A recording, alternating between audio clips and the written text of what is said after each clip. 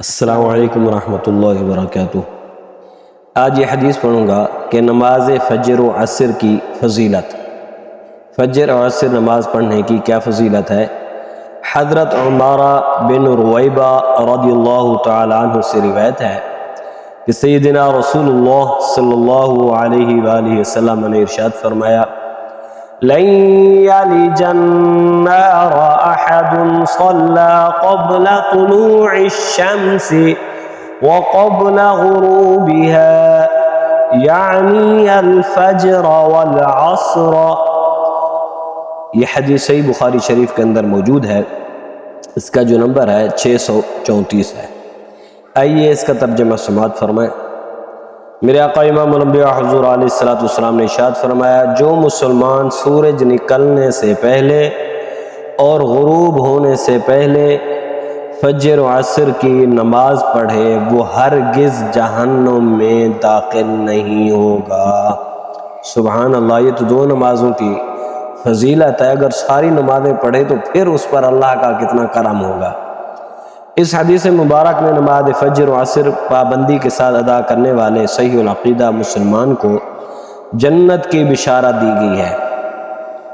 اس لیے فجر کے وقت نیند بہت مرغوب ہوتی ہے، مزہ آ رہا ہوتا ہے، نیند میں انسان سویا ہوا ہوتا ہے۔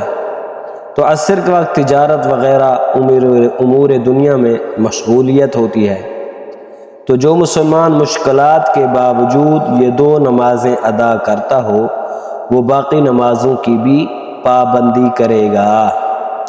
اور نماز بے حیائی برے کاموں سے روکتی ہے، اس بنا پر نماز کا پابند مسلمان اللہ تعالیٰ کے فضل سے جنت میں داخل ہوگا۔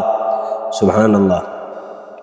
نیز یہ دو اوقات ایسے ہیں کہ رات دن کے فرشتے حاضر ہوتے ہیں اور بندوں کے اعمال اللہ تعالیٰ کی بارگاہ میں پیش کرتے ہیں۔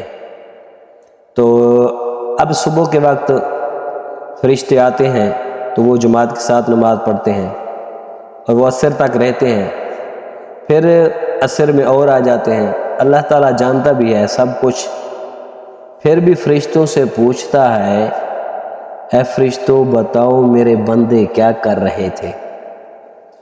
تو فرشتے اللہ تعالیٰ کی بارگاہ میں عرض کرتے ہیں کہ باری تعالیٰ ہم جب گئے تھے تب بھی تیرے بندے تیری عبادت کر رہے تھے، تو اب جب آئے ہیں تو پھر بھی تیرے بندے عبادت کر رہے ہیں۔ تو اللہ تعالیٰ فرماتا ہے، اے فرشتوں تم گواہ ہو جاؤ، میں نے جو بھی لوگ نماز پڑھ رہے تھے، جو میرے بندے نماز پڑھ رہے تھے، میں نے ان سب کی بخشش و مغفرت فرما دی۔ ماشاءاللہ، اللہ تعالی ہم سب کو پنجگانہ نماز باجماعت پڑھنے کی توفیق عطا فرمائے۔ اللہ تعالی اپنے پیارے حبیب کے صدقے ہم سب پر اپنا خصوصی فضل